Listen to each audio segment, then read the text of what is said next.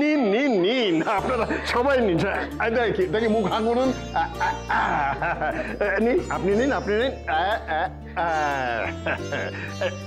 আপনি হাঁ করুন। নিন নিন, সবাই সবাই নিয়ে নিন। হ্যাঁ, নিজেদের মধ্যে। মানে আজ আমার ছেলের বিয়ে। হ্যাঁ, আজকের রাতে লগ্নেই তো তার বিয়ে। সবাই খুশি। আপনারাও খাবেন ভাই? এই তো ডক্টর, আসুন আসুন। কিন্তু দৃপ্ত তো এখনো ফেরেনি। ফিরবে ডাক্তারবাবু? দীপু কখনো কথার খেলাপ করে না। ডাক্তারবাবু, আপনাকে আপনাকে অসংখ্য ধন্যবাদ। আপনি যদি আমার অসুস্থতার কথা দীপুকে একটু বাড়িয়ে না বলতেন, তাহলে আজকে এই বিয়ে সম্ভব হতো না। তপব্রত বাবু, আপনার কথা শুনে আপনার অসুস্থতার কথা আমি বাড়িয়ে বলেছিলাম ঠিকই, কিন্তু আপনি নিজেও জানেন যে অসুখ আপনার শরীরে বাসা বেঁধেছে তাতে এমন অবস্থা যে কোনো দিন হতে পারে। জানি ডাক্তারবাবু, তবে কালকে আমার অসুখের বাড়াবাড়ি হওয়াটা যে সত্যি নয়, দীপুর কানে যেন কোনো রকম ভাবে না যায়। ও যেন জানতে না পারে কাল রাতে আমি ততটাও অসুস্থ ছিলাম না। পুরোটাই আপনার সাথে প্ল্যান করে করেছি, শুধুমাত্র ওকে বিয়েতে রাজি করানোর জন্য।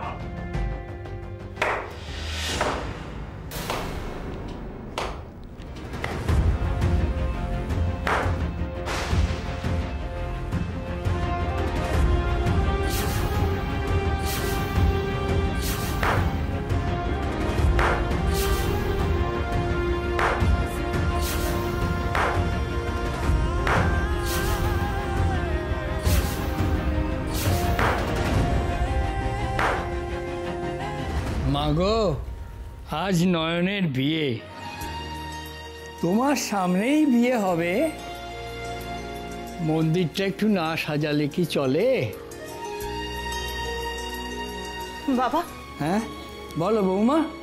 বলছিলাম আজ মেয়েটার বিয়ে, অথচ সকাল থেকে কোনো আচার অনুষ্ঠান করতে পারলাম না বাবা।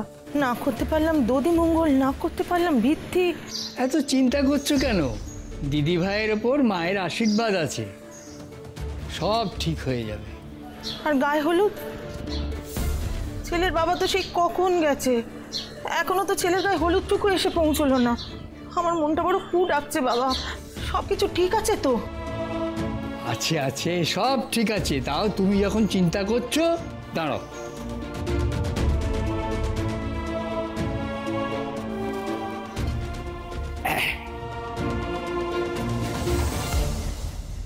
নাও, এটা হলো মায়ের পুজোর ঘটের জল। আজ দিদিভাইকে এই জল মাথায় ঢেলেই স্নান করাবে, দেখবে সব বিপদ কেটে যাবে। মা,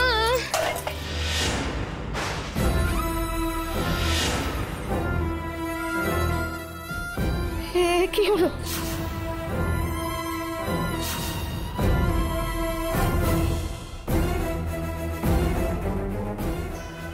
কি অনর্থ হলো বাবা? এ কি অনর্থ হলো? মেয়েটার বিয়ের দিন সকাল সকালে কি অনর্থ হলো বাবা? মাগো, মা, অপরাধ নিও না মাগো, অপরাধ নিও না। আমার দিদিভাইয়ের থেকে মুখ ফিরিয়ে নিও না তুমি।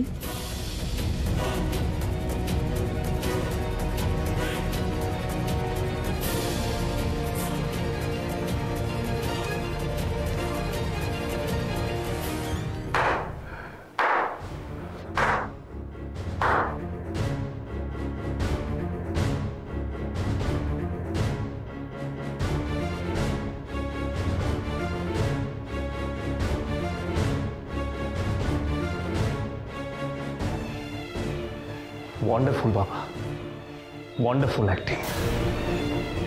বাবা, আমি তো সত্যি ভেবেছিলাম যে তুমি আমার কথাটা শুনবে। আমার তোমার এখনো কথা বলা বাকি আছে। আর কত বাবা, আর তোমরা আমাকে কত ঠকাবে? সেই ছোটবেলায় মা আমায় ঠকিয়ে আমাকে ছেড়ে চলে গেছে, আমার কোনো কথা রাখিনি। আর আজ তুমি বাবা, আমি আমি তোমাকে অন্ধের মতো বিশ্বাস করি, আর সে তুমি আজকে আমাকে। বাবা আমি তোমার কাছ থেকে এটা কখনো আশা করিনি, কিন্তু আমি হেল্পলেস ছিলাম। হেল্পলেস বাবা, কিসের হেল্পলেস? বাবা তুমি ওই মেয়েটির মধ্যে এমন কি দেখলে যার জন্য তুমি ওই মেয়েটির সাথে আমার বিয়ে ঠিক করলে?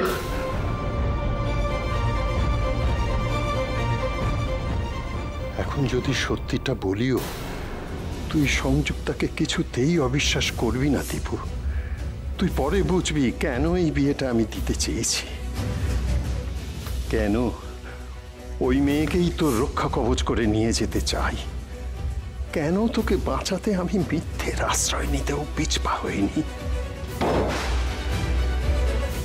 আই নিড আনসার বাবা, আমাকে উত্তর দাও, আমি উত্তর চাই বাবা। কেন, কেনটা তুমি করলে, কেন বলো? ত্রিনয়নী সত্যি খুব ভালো মেয়ে দীপু, তুই তুই সত্যি ওর সাথে সুখী হবি। আমি মানুষের আগাম বিপদ দেখতে পাই। এই তো দুদিন আগে দেখলাম রাস্তায় অ্যাক্সিডেন্ট হবে, সেই দেখেই তো শহরের রাস্তায় ছুটে গিয়ে ওই শহরের বাবুকে বাঁচাতে পারলাম। দিদির মাথা খারাপ, ওকে দেখতে খারাপ, বিষমুখী, গা থেকে লোকজন ওকে দূর দূর করে তাড়িয়ে দিল। আর ওর বিয়ে হবে কিনা বড় লোকের ছেলের সাথে। নয়নের ভালো নাম হচ্ছে ত্রিনয়নী, এই গায়েই থাকতো সে, এখন লোকে গা ছাড়া করে দিয়েছে বলে পাশের গায়ে মন্দিরে থাকে। থাক বাবা, তুমি আমার সুখের কথা নাই বা ভাবলে, কিন্তু আমি ওই মেয়েটার ব্যাপারে আর একটা কথা শুনতে চাই না। বাবা বাবা তুমি খুব ভালো করে জানতে, তাই না, তোমার এই অসুখটা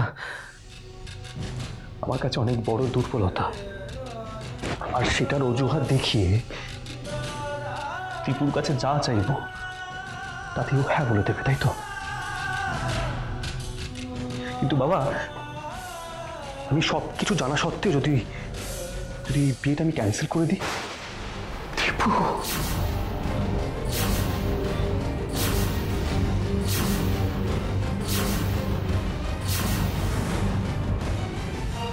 কিন্তু বাবা সেটা আমি করব না।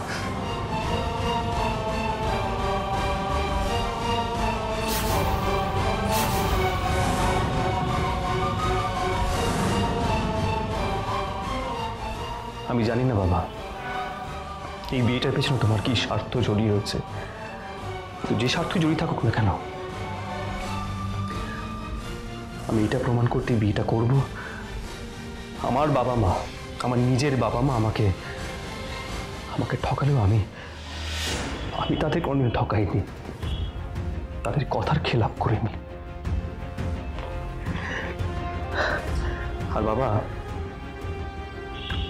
বিয়ের মতন এত গুরুত্বপূর্ণ দায়িত্ব আমার আমার কাঁধের উপর তুমি চাপিয়ে দিলে, আমায় ঠকিয়ে। কিন্তু এরপরে আর কোনোদিনও আমি তোমার কোনো কথা শুনবো না, কোনো কথা রাখবো না, প্রমিস।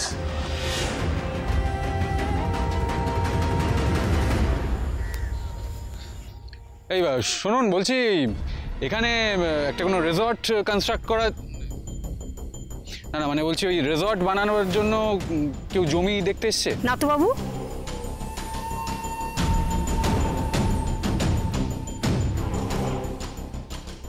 এই শোনো, বলছি এখানে ওই রিসর্ট বানাবার জন্য কেউ জমি কিনতে এসছে কি? না বাবু, আমি কিছুই জানি না। আর এই গায়ের মধ্যে কেই বা আসবে জমি কিনতে? তেরি কেউ কিছু বলতেই পারছেন? ফ্যাবুলাস। দিদির বেলা সব ভালো ভালো, আর আমার কপালেই যত খারাপ। দিদির বর অত সুন্দর, আর আমার বর কিনা যা করেছি বেশ করেছি। 100 বার বলবো আমার দিদির মাথা খারাপ, মাথা খারাপ, মাথা খারাপ। সরুন।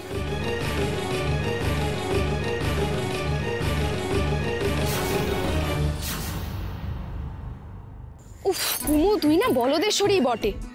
মন্দিরে অত সুন্দর একটা শহরের বাবুকে দেখলাম, আর দেখেও আমি চলে এলাম। দিদি যদি ওই রূপ নিয়ে শহরের ছেলেকে নিজের বর হিসেবে বাগাতে পারে, তাহলে আমি এত সুন্দরী হয়ে ওই ছেলেটার মন ভোলাতে পারবো না।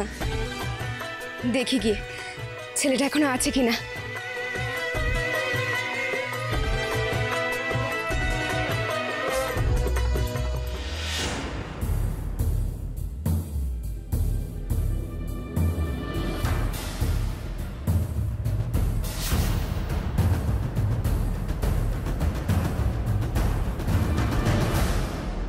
আরে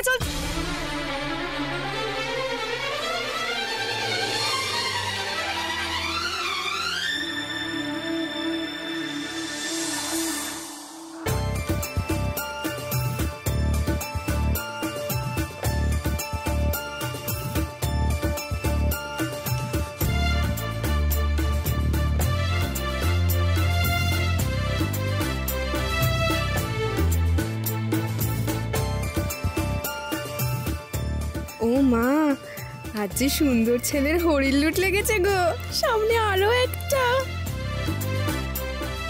মা বিশালাক্ষী, মা গো, দুটোর সাথেই কম বাড়াবাড়ি করিস না। আচ্ছা মা, যে কোনো একটার সাথে আমার বিয়েটা করিয়ে দাও, দাও না মা। কি করলি তুই? এ কি হলো মা বিশালাক্ষী? আজ বিয়ের দিনটাও একটু শান্তি মতো থাকতে পারলি না? না, মায়ের আশীর্বাদে জলটুকু আছে তোর গায়ে উঠলো না। সকাল থেকে দধি মঙ্গল হলো না, গায়ে হলুদ হলো না। আমার যে মানে ভয় করছে ননদ, মানে ভয় করছে, কুড়াচ্ছে মনটা আমার। মাগো, মিছে মিছে ভয় পাচ্ছ কেন বলো তো? আমিও কি কোনোদিনও ভেবেছিলাম আমার বিয়ে হবে? সেই স্বপ্ন দেখার সাহস কি আমাদের কখনো ছিল? আমার কথা বাদ দাও, তুমি বা দাদুও কি কখনো ভেবেছিলে যাকে সারা গা বিষমুখী বলে গা ছাড়া করে দিল, সেই নয়নকে তোমরা পাত্রস্থ করতে পারবে? ভেবেছিলে? বলো, ভেবেছিলে?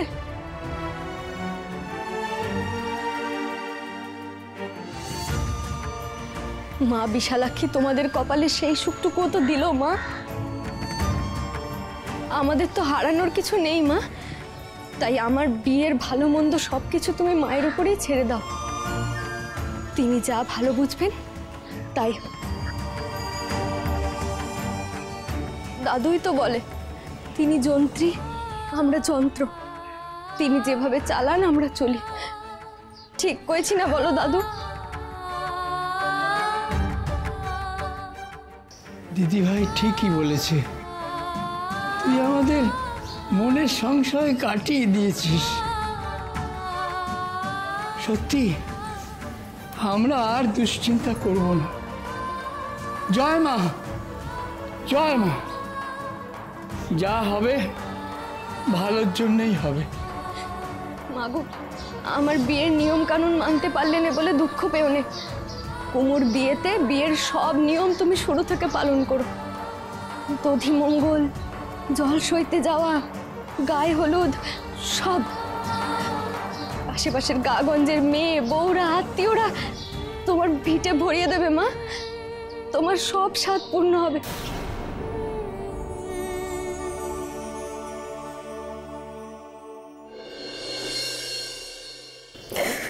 কই গো নয়নের মা? নয়নের বিয়ের ব্যবস্থা কদ্দূর করলে গো? কই দেখি দেখি। ওমা, একই কাণ্ড, কোনো আয়োজনই তো হয়নি এখনো।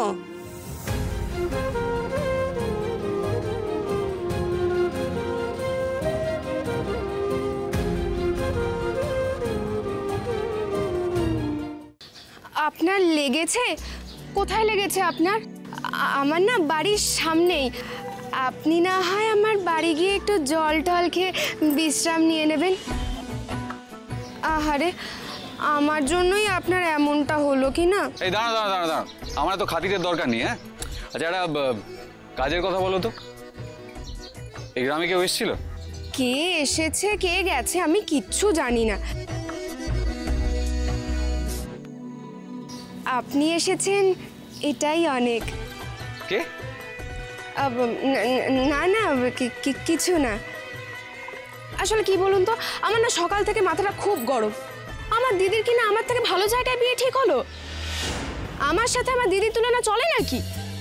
কোথায় আমি আর কোথায় ও? সেখানে ওর কি না বড়লোক পাত্তর, আর আমার মুদি দোকানি।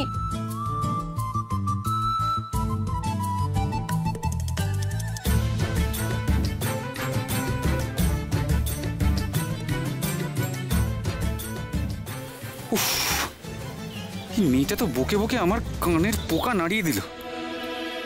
অসহ্য। এর থেকে কিভাবে মুক্তি পাই? ইয়েস। বুঝলেন তো, ছেলেটা খুব বড় লোক। ছেলের বাবা নিজে এসে বিয়ে ঠিক করে গেছে। আর ছেলেটা মাধবপুরে কোথায় একটা জমি কিনেছে, সেখানে আবার হোটেল করবে নাকি। কি একটা যেন নাম, কি দীপ্ত না ক্ষিপ্ত কি একটা, আমার অত শত মাথায় নেই। আর আমি তো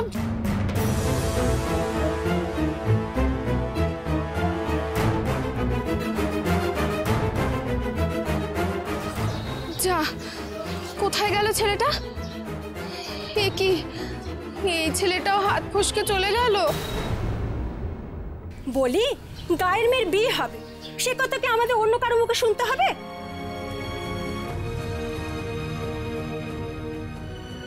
ওমা, এখনো তো মেয়ের হাতে শাখা পলাই ওঠেনি গো। আমরা একেবারে শাখারি বউকে সাথে নিয়ে এসেছি গো।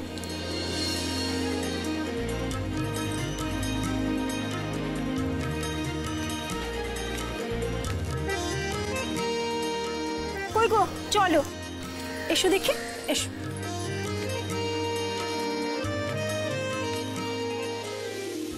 বসো মা, বসো।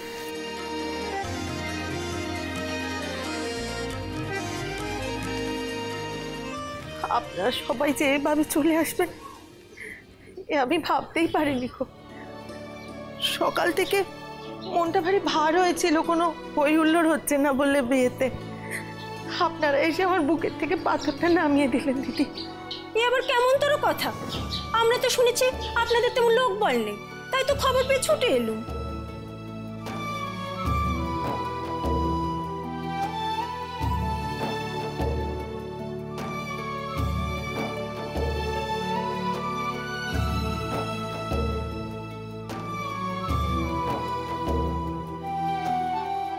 মাগো, মাঝে মাঝে তুমি এমন চমক দেখাও, বুঝতেই পারিনি। যখন সব আশা শেষ হয়ে যায় তখন তুমি নতুন করে আশার আলো জ্বালাও। আচার বিচার করতে পারছিল না বলে আমার মা যখন মুষড়ে পড়লো, তখন তুমি সবাইকে নিয়ে এলে।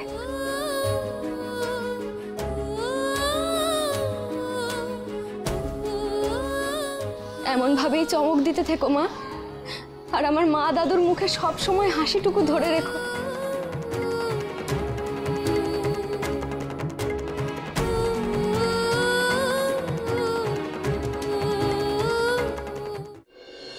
চলো মা, এবার শাখাপালা পড়ার সময় হয়ে গেছে, চল এসো।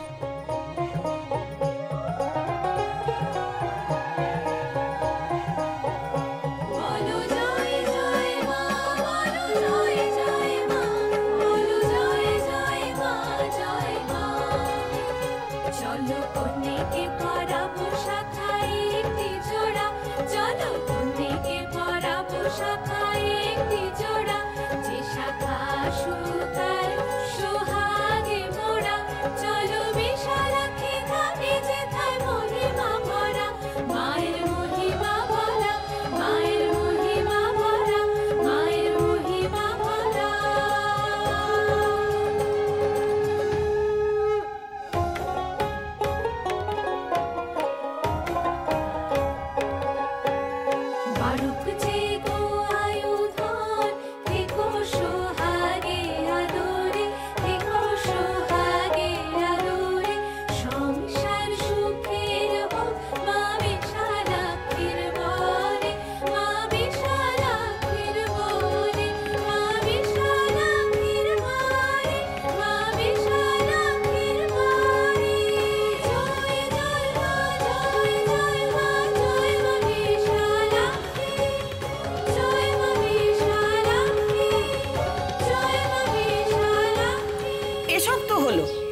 ছেলের বাড়ির তত্ত্ব, ছেলের গায়ের হলুদ এসব কোথায়?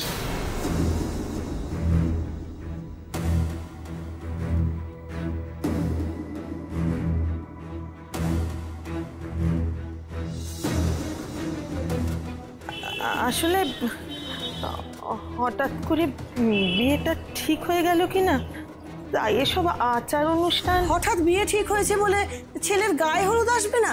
এ কেমন কথা নয়নের মা? ঠিকই বলেছেন, কিন্তু আসলে কে জানে বাবা, মন্দিরে ঠাকুরমশাই নাতনির বিয়েতে এত বড় অনিয়ম, এ আবার কেমন তোর বিয়ে রে বাবা?